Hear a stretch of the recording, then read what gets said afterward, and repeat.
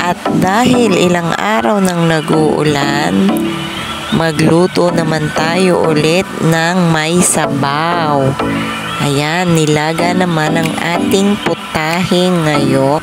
Pagkatapos kong hiwa-hiwain ang karne ng baboy, nilamas ko naman sa asin at hinugasan mabuti ng maraming beses.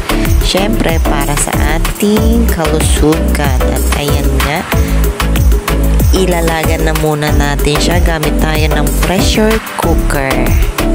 At habang pinalalambot natin ay maghiwa naman tayo ng mga sangkap.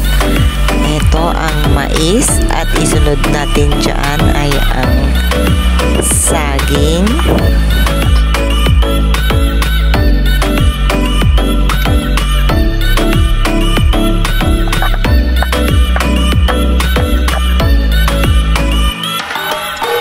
at isunod naman po natin ang kamote. Medyo mahirap magbalat ng kamote at medyo matigas din siyang hati-hatiin.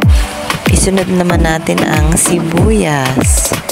At dahil may nakisawsaw sa aking lutuin, isabay na natin ang mais at sibuyas habang pinalalambot natin ang karne. At dahil kumukulo na nga, buksan na natin yan at ilagay naman natin yung kamote. Dagdagan na natin siya ng tubig.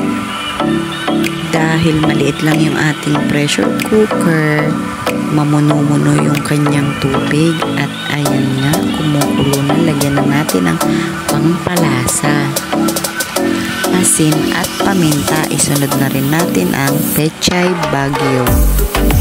Konting mekos-mekos lang o halo-halo. Ilagay na natin dyan ang sikretong pangpasarap, asukal. Ayan, instead of betchin, asukal po ang aking inilalagay. At ilagay naman natin ng spring onion. Mas masarap maraming spring onion.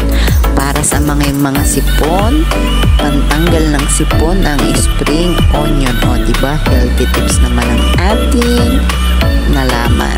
Nag-uumapaw talaga sa sabaw ang ating nilaga at parang wala na nga siyang masyadong sabaw dahil puro sahog na talaga ang aking nilaga.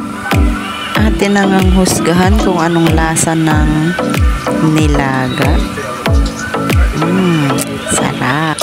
Time check, ang aga kang nakaluto. Thank you for watching.